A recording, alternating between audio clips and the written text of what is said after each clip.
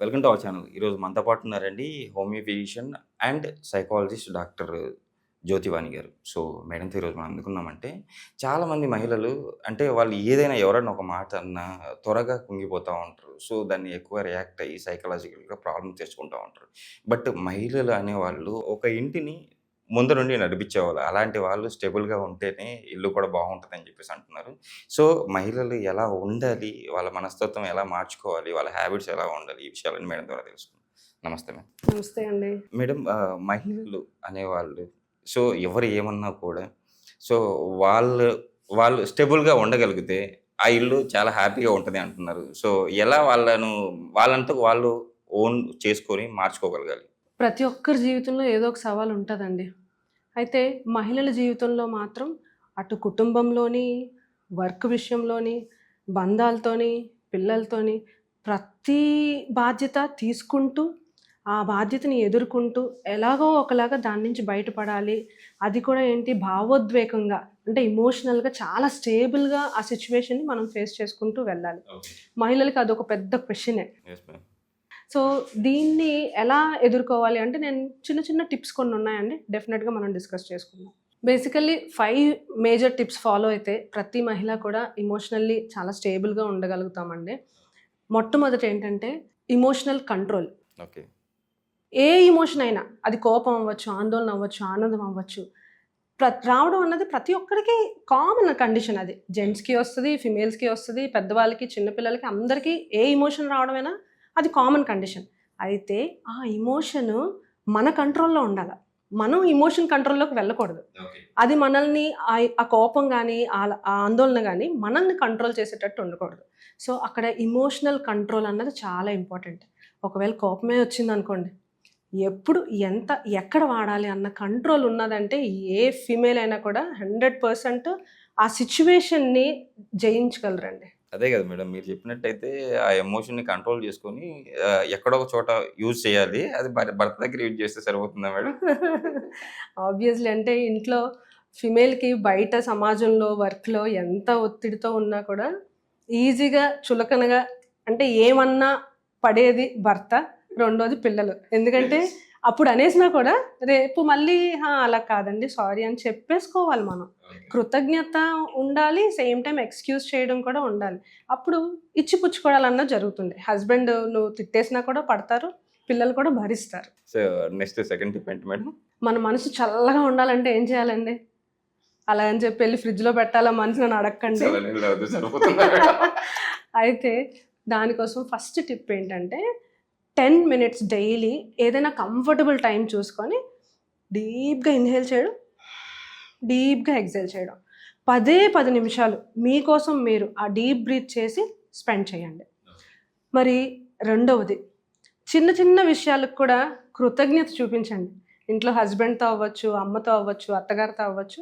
ఏదైనా మీకు హెల్ప్ చేశారనుకోండి, థ్యాంక్ యూ అండి. ఈరోజు మీరు నాకు ఈ పని చేసి పెట్టారని కృతజ్ఞత భావం చూపించండి. వాళ్ళు ఎంతో ఆనందంతో రేపు కూడా మళ్ళీ మీకు చేసి పెడతారు. ఓకే. మరి మూడవది మనకి బాగా ఇష్టమైన పని డ్రాయింగో, పెయింటింగో, లేకపోతే కుకింగో, మంచిగా రెడీ అవ్వడమో, ఏది మీకు ఇష్టమైతే అది 10 మినిట్స్ డైలీ మీకోసం మీరు స్పెండ్ చేయండి. సో, ఈ 3 టిప్స్ ఫాలో అవుతే మీ మనసు చాలా హాయిగా మీకోసం మీరు హమ్మయ్య! ఈరోజు నేను సెల్ఫ్ టైం స్పెండ్ చేశాను అన్న ఆనందం ఎంతో బావుంటుందండి. నిజంగా మేడం మీరు చెప్పినట్టయితే భర్తలు ఇప్పటి నుంచి చాలా జాగ్రత్తగా ఉండాలి. ఎందుకంటే ఫస్ట్ అనేసేసి వాళ్ళు మీరు చెప్పిన తర్వాత సెల్ఫ్ కాన్ఫిడెన్స్ కోసం కాన్ఫిడెన్స్ వచ్చేసి అనేసిన తర్వాత సారీ చెప్తే వాళ్ళు పడుంటారు కదా అన్న ఫీలింగ్‌లో కూడా వచ్చేస్తారా మేడం? ఆ చిన్న టెక్నిక్ ఆడవాళ్ళు ఎవరైనా అర్థం చేసుకుంటే అండి, భర్తలు ఏమైనా గబాల్మని కోపంగా అనేసినా, ఆ ఒక్క క్షణం తగ్గడంలో మనకేం తప్పు లేదు కదా! తెలుసు మీకు ఆయన మంచివాడు, రేపు పొద్దున్న నా కోసం ఏం చేసి పెడతాడు, లేకపోతే పిల్లల్ని చాలా రెస్పాన్సిబుల్‌గా చూసుకుంటారు అన్నప్పుడు, భర్తకి కోపం వచ్చినప్పుడు ఆ 10 నిమిషాలు, 15 నిమిషాలు మనం కొంచెం ఒక స్టెప్ తగ్గుంటే చాలు. అక్కడ ప్రాబ్లమ్ సాల్వ్ అయిపోతుంది. మేడం నాకు ఇంకో డౌట్ మేడం. కొంతమంది అంటే భార్యాభర్తల విషయం తీసుకుంటే పుట్టింటికెళ్తారు గదా! హ్మ్. ఎవరైతే మహిళలు ఉన్నారో పుట్టింటికెళ్తారో, పుట్టింటికెళ్ళినప్పుడు హస్బెండ్‌ని కొంతమంది చులకనగా చేసి హ్మ్. చేస్తా ఉంటారు. హ్మ్. అట్లాంటప్పుడు హస్బెండ్ కూడా కొంచెం సీరియస్ అవుతారు. సో, అలాంటి వాళ్ళ గురించి ఏం చెప్తారు? అంటే మహిళలు 2 రకాలుగా ఉన్నారు గదా! ఇలాంటి రకం వాళ్ళకి ఏం చెప్తారు? హస్బెండ్ ఎప్పుడైతే రెస్పాన్సిబుల్ పర్సన్, మెచ్యూర్డ్గా నన్ను చూసుకోగలడు, నా పిల్లల్ని చూసుకోగలడు, ఫ్యామిలీని బాధ్యతగా చూసుకోగలడు అన్న నమ్మకం మీకు ఉంటే ఎట్టి పరిస్థితుల్లో కూడా భర్త కోసం థర్డ్ పర్సన్కి చెప్పడం అన్నది చాలా తప్పు విషయం అండి. ఓకే. ఈవెన్ వాళ్ళ మదర్ అయినా కూడా. మదర్ అయినా కూడా. Yes. ఎందుకంటే అక్కడ భర్త భార్య అన్న బంధం totally it's very sensitive matter. So అది పేరెంట్స్కి కూడా చెప్తున్నారు అంటే ఏదో యాంగిల్లో భర్తతో మీరు సాటిస్ఫై లేకపోతేనే కదా వెళ్ళి థర్డ్ పర్సన్కి చెప్తారు. సో అక్కడ చెప్పాల్సిన అవసరమే లేదు.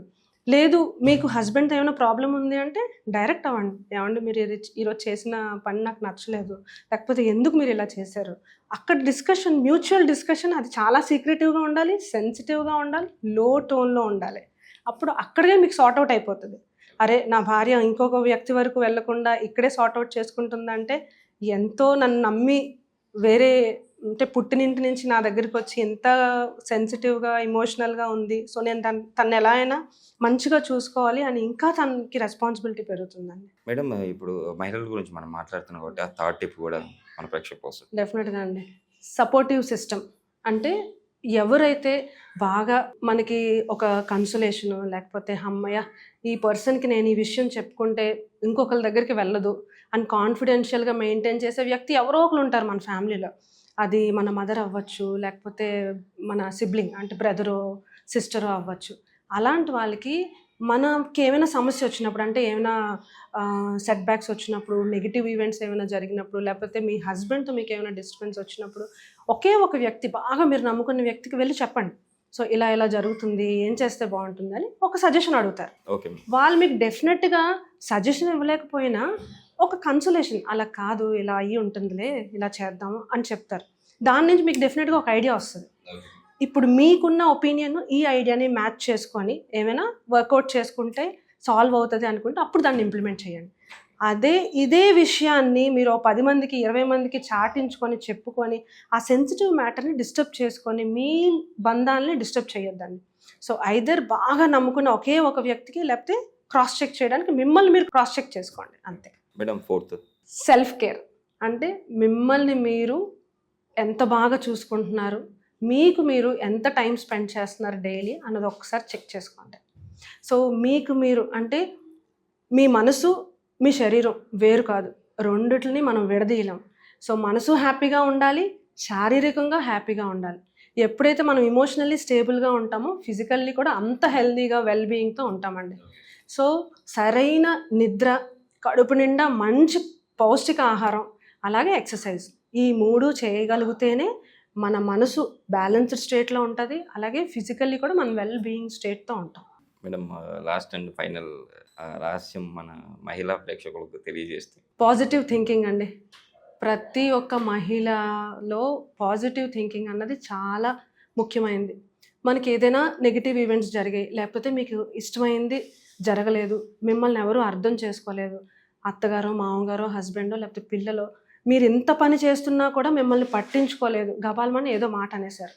సో వీటన్నిటికి తీసుకొని మనము అలాగ కృంగిపోయి అదే విషయాన్ని ఎందుకు నాకు ఇలా జరిగింది అన్న నెగిటివ్ థాట్స్లో వెళ్ళకుండా పాజిటివ్గా మిమ్మల్ని మీరు బయటకు తెచ్చేసుకోవాలి. అది ఎలా అంటే ఫస్ట్ ఆలోచించాల్సింది ఏంటంటే, నేను ఏమైనా మానసికంగా డిస్టర్బ్ అయితే నా శరీరంలో చాలా ప్యాథలాజికల్ చేంజెస్ వస్తాయి. అంటే ఫిమేల్కి ముఖ్యంగా అండి ఏ డిస్టర్బెన్స్ వచ్చినా ఫస్ట్ ఫిమేల్ రిప్రొడక్టివ్ సిస్టమ్ పాడైపోతుంది. అంటే గర్భసంచిలో చిన్న చిన్న నీటి బుడగలు రావడం, ఫైబ్రాయిడ్స్ రావడం, లేకపోతే బ్రెస్ట్లో ఎడినోమాస్ రావడం, మైగ్రేన్ రావడం, ఇలా రకరకాల ప్రాబ్లమ్స్ వస్తాయి. ఇప్పుడు కొత్తగా మేము ప్రాక్టికల్లీ చూస్తున్న కేసెస్లో అయితే సైకోసోమాటిక్ డిజార్డర్స్ అంటున్నాం. అంటే ఫిజియోలాజికల్గా లేకపోతే క్లినికల్గా ఏమైనా స్కాన్ చేయించినా ఏమీ ఉండదు, క్లినికల్లీ ఏమీ ఉండదు, కానీ చాలా జబ్బులు. మేడం నాకు హెడేక్ మేడం, బ్లీడింగ్ ఎక్కువైపోతుంది, అసలు నెలల తరబడి బ్లీడింగ్ అవుతుంది, బ్లీడింగ్ ఆగట్లేదు, కంప్లైంట్స్ ఉంటాయి. అంటే సైకలాజికల్గా ఎప్పుడైతే సఫర్ అవుతారో ఫిజికల్గా బాడీని మీరు సఫర్ చేసే వాళ్ళు అవుతారు, అలాగే లోపల ఆర్గాన్స్ కూడా డిస్టర్బ్ అవుతూ దాని ఫంక్షనింగ్ని డిస్టర్బ్ చేసేస్తుంటారు. సో మెయిన్ మనం ఎప్పుడైతే ఇమోషనల్గా స్టేబుల్గా బ్యాలెన్స్డ్గా ఉంటామో ఫిజికల్లీ శారీరకంగా బాడీ కూడా చాలా హెల్తీగా ఉంటుంది. సో ఈ సైకోసోమాటిక్ డిజార్డర్స్ ఇప్పుడు జనరేషన్ పీపుల్కి చాలా ఎక్కువ చూస్తున్నాం. మనం ఇవి అవాయిడ్ చేసుకోవాలి అంటే ఇమోషనల్ బ్యాలెన్స్ అన్నది చాలా ఇంపార్టెంట్ అండి. దీన్నే భావోద్వేగ దృఢత్వం అని కూడా అంటాం మనం తెలుగులో.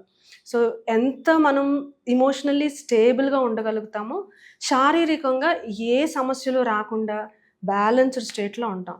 ఇలాగా మనకి లైఫ్లో ఏమైనా నెగటివ్ ఈవెంట్స్ ఇలా ఏదైనా డిస్టర్బెన్స్ వచ్చినప్పుడు ప్రతిరోజు కూడా ఒక సమస్యని మనము ఒక పాఠంలా తీసుకోవాలి. మేడం ఇంత మంచి విషయాలు మన ప్రేక్షకుల కోసం తెలియజేశారు కదా! మిమ్మల్ని డైరెక్ట్‌గా ఒకవేళ మీతో డైరెక్ట్ మాట్లాడాలనుకుంటే మిమ్మల్ని ఎలా కలవాలి?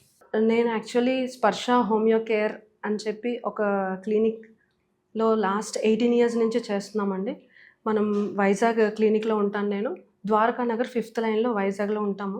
మీరు ఎప్పుడైనా కావాలన్నా కూడా నన్ను పర్సనల్లీ కాంటాక్ట్ చేయండి. డెఫినెట్గా నేను మీకు సపోర్ట్ చేస్తాను. మహిళలు మనము మన మనసుని రోజు సంరక్షించుకుందాం. ఏదైనా ఒత్తిడి కానీ ఆలోచనలు కానీ ఏమైనా సెట్ బ్యాక్స్ నెగిటివ్ ఈవెంట్స్ ఏదైనా మనకి జరిగినప్పుడు మిమ్మల్ని మీరు ఒక్కసారి మనసు తట్టి చెప్పుకోండి. నేను ఈ విషయాన్ని ఎలా అయినా నేను ఛేదించగలను, నేను జయించగలను, నేను దీన్ని సాధిస్తాను, నేను ఇది సాధించగలను అని మీ మనసుకి రోజు మీరు చెప్పుకొని మీ మనసుని రెగ్యులర్గా సంరక్షించుకోండి. ఇది ఒక రోజులోనో 2 రోజుల్లోనో జరిగే విషయం కాదండి. మానసిక దృఢత్వం అన్నది ఒక ప్రయాణం లాంటిది. రోజు మనకు ఒక పాఠమే. ఈ పాఠం నుంచి మనం ఎన్నో తెలుసుకొని మనము ఆరోగ్యంగా ఉంటే మన కుటుంబం ఆరోగ్యంగా ఉంటుంది. మన కుటుంబం ఆరోగ్యంగా ఉంటే మన సమాజమే ఆరోగ్యంగా ఉంటుంది. సో ప్రతి ఇంట్లోని మహిళ ఆరోగ్యం మీదే డిపెండ్ అయి ఉంటుంది. మహిళ ఆరోగ్యంగా ఉంటే సమాజం ఆరోగ్యంగా ఉంటుంది. నిజంగా మేడం ఈరోజు మన ప్రేక్షకుల కోసం ఇంత మంచి విషయాలు తెలియజేశారు. Thank you madam. Thank you.